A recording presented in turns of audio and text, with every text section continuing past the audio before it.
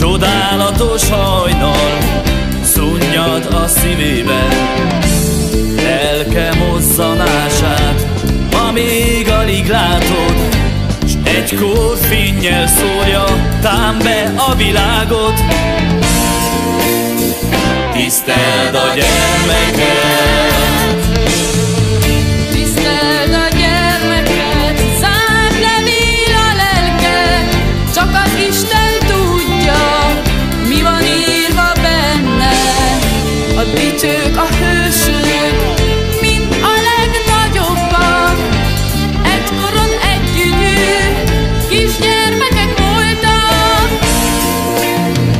Tiszteld a gyermeket,